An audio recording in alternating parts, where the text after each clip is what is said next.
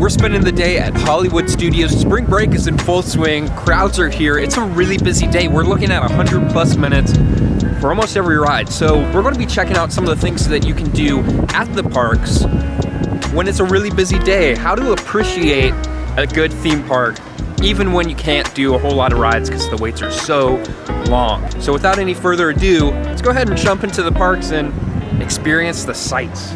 Let's do it.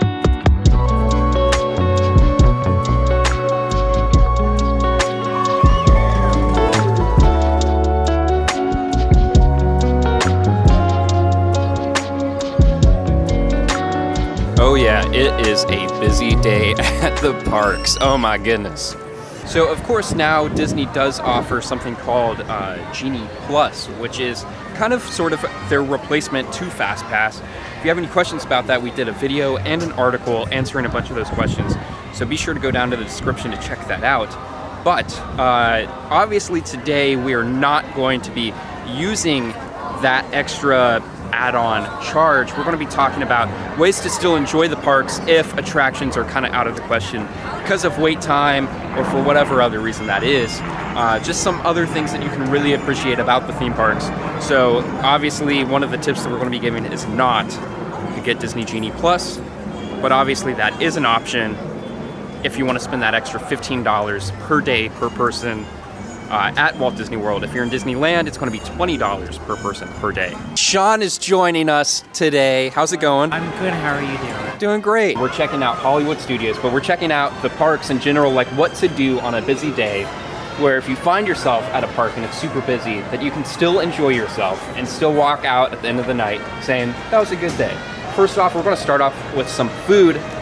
So let's go ahead and go. I think we're going to check out the ABC Commissary. It's not the fanciest of restaurants, but it gets the job done. I enjoy it. Yeah, let's go. Let's go. Yo, those are some thick fries. Jeez. We like it big. We do. Okay, so what'd you end up getting? Is this a veggie burger? It is a vegan burger, so I believe it's an Impossible Burger. And then I got it with fries, and it's fantastic. It's like arugula and like peppers, onions, lettuce, tomato, and it's magic. Magic. So if you're at Hollywood Studios, my next recommendation is going to be check out Baseline Tap House. This is it's almost like a hole-in-the-wall place. Like you could really easily just walk right past it. But it's one of my favorite spots, and it is open from 10:30 a.m. to 8 p.m. tonight. So it's got some good hours, has alcoholic drinks, non-alcoholic drinks, some snacks.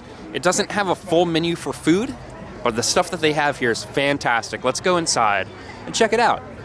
Ooh, thank you. Sunset, that's your cider. So to celebrate, obviously, the Ace Space Cider, we find ourselves in Galaxy's Edge because when you get a space-themed drink, you have to go to the space-themed park, you know? So we're here.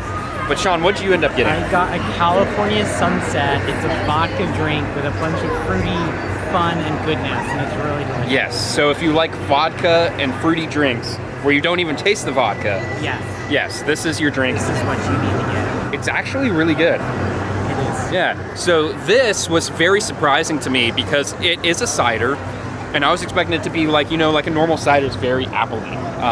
But this tastes more of like, I don't know, just kind of like a fruit punch, kind of like it's very orange heavy, like it's it's a orange citrus kind of cider, and it's really good, very sweet. So that was another good option. It is 6.9%, so it is very strong for like a cider, which was, honestly, it's why I got it. Of course, another great option is Tune In Lounge, which is right next to Echo Lake by that green dinosaur thing. Yeah, that one, that big green dinosaur thing. Yep, it's right next to that. So typically, if it's a slow day and you're trying to cram a lot into your park visit, typically I would recommend skipping past the shows, but when it is super busy, that is the time that you want to actually invest the time into seeing the shows. Because shows are very high capacity, and it doesn't take a whole lot of time to wait for them. So today, we are actually going to stop at the Indiana Jones Stunt Spectacular, the Epic Stunt Spectacular, because, well, one, we haven't seen this show since it reopened from COVID, So that'll be exciting to be able to see that for the first time in, wow, 3 years, right? It's been like a long time. So, too long. So we're finally going to see that for the first time in a long time. Since the changes. Yeah, and yeah, that's right. Since it opened about 2 months ago, maybe? Yeah. It reopened maybe 2-3 months ago, and they actually did have some changes in the show. So we're going to go see just all those changes, see what it's up with it. But yeah, let's go ahead and check out Indiana Jones Epic Stunt Spectacular. That's a long name. Indiana Jones Epic Stunt Spectacular.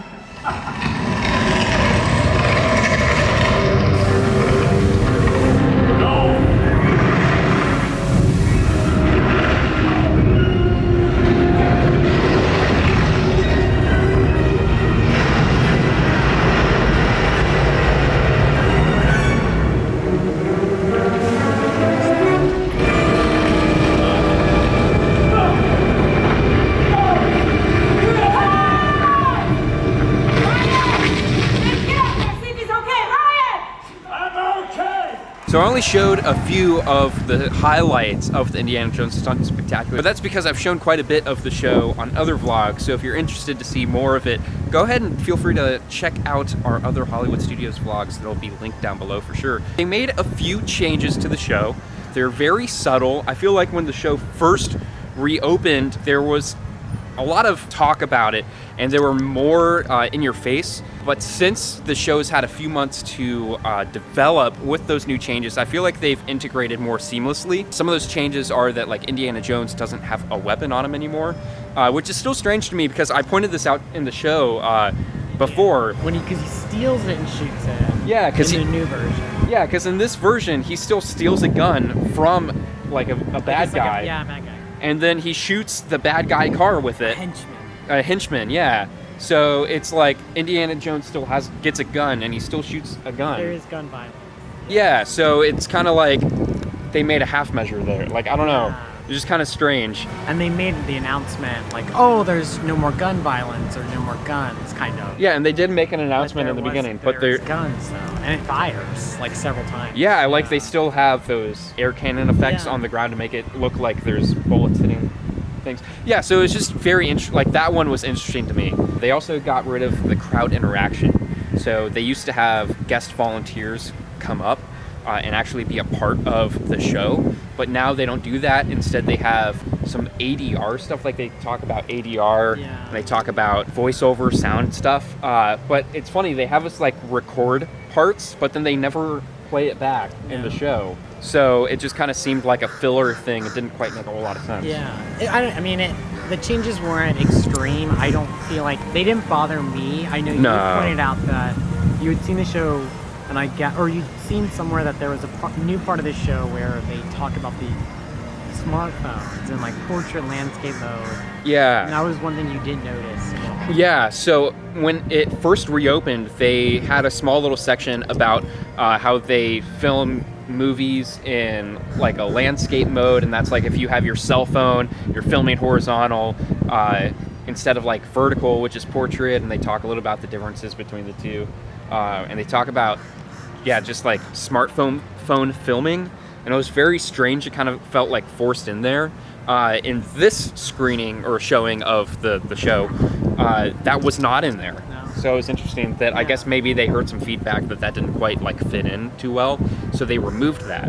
So that was interesting. Overall, I did enjoy the show. It didn't feel that different to me, but I don't know. I think because the overall like personality of the show is still very much there. It's just, I think they just removed some elements. I don't know. I'm not, and as someone who doesn't like a lot of change at the Disney parks, it didn't hurt my feelings. I'll say that. I'm not offended. it still feels like the same show that we all know and love. So definitely a good option to do if it's a busy day at the parks like it is today. We found this like very secluded area. It's over by the exit of the show, actually. They have a bunch of like these really cool props over here. But if you are here on a busy day, definitely check out the Epic Stunt Spectacular and do kind of like what we're doing, you know, like take a moment to find these small secluded areas and just enjoy the atmosphere. And because there are a lot of places where normally there are tons of people and the streets feel super crowded, but you can always find these back alleys where no one really goes to explore, and you can see some amazing props from that, you know, resemble the movies that you love. It's a great thing to do on a busy day, so definitely add that to your list to do. Hi, I'm Abby. I'm Calissa. And we're from Ohio. So of course, on the main street, every theme park always has a ton of gift shops and merchandise locations to get all of your amazing merchandise to represent your love of the parks. However, on busy days, I do recommend taking a look at some of these other shops that are just around the corner that are inside of some highly themed facades, because oftentimes these highly themed facades have some neat shops that are often overlooked that have some merchandise and other cool theming that you normally wouldn't find unless you took the time out of your day to stop. And honestly, when is there a better time to stop in these smaller stores than when the crowds are huge and it's a super busy day? So definitely take the time to stop. We're going to stop in a few and just take a look, see what there is.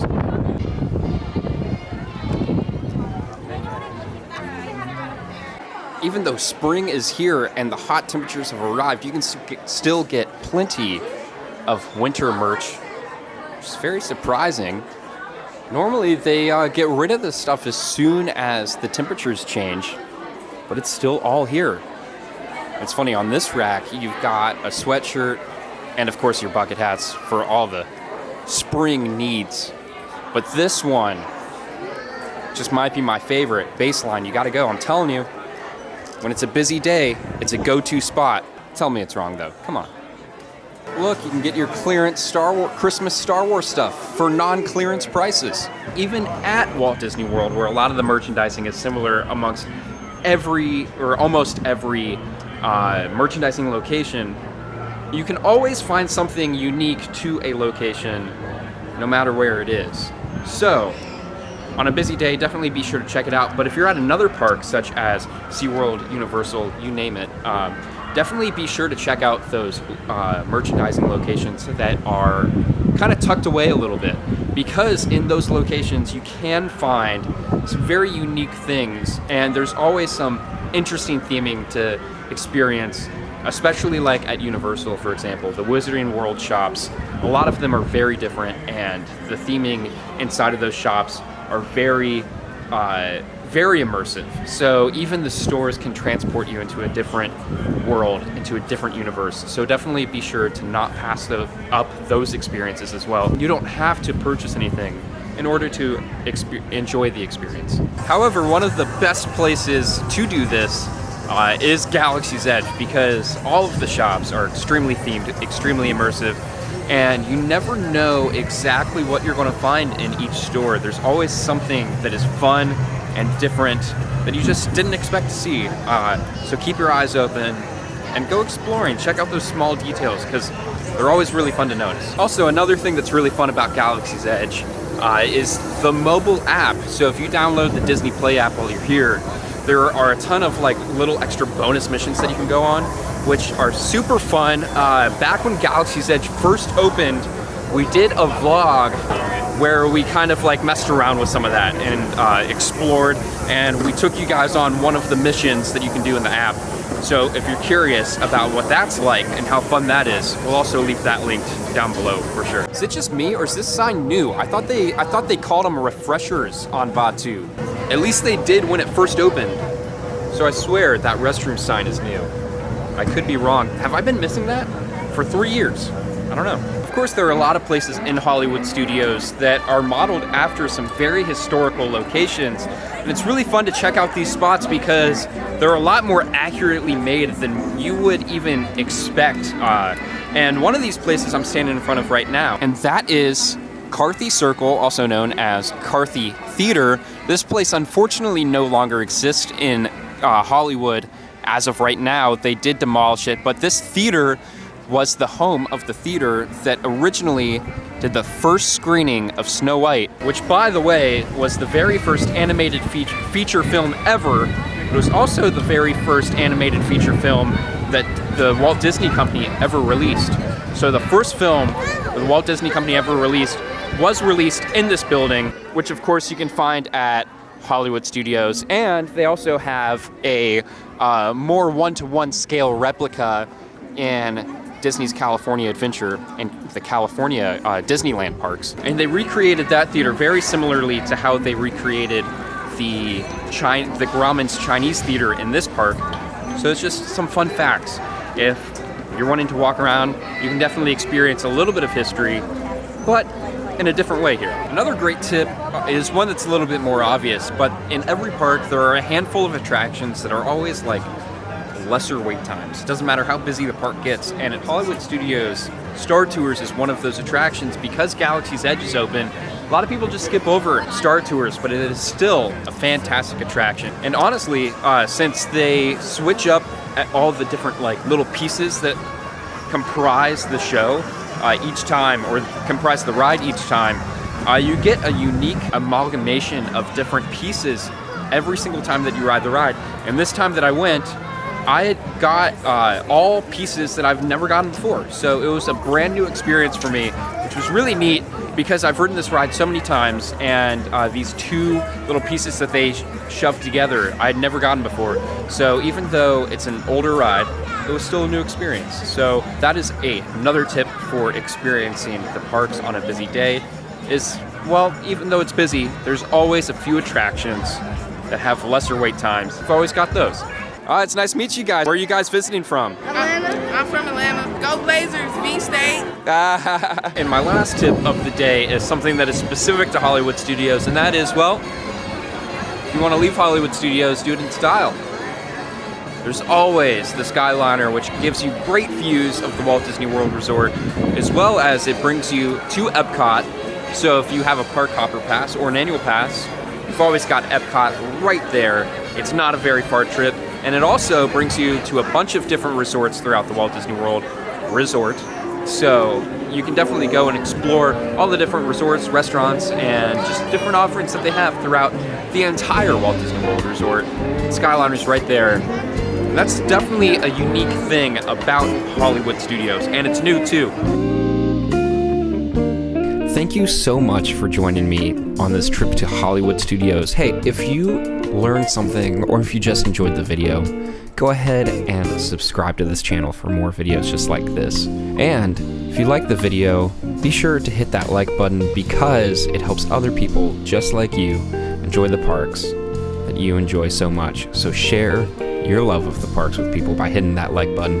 And I will see you in the next one. But remember guys, the adventure lives on. Peace.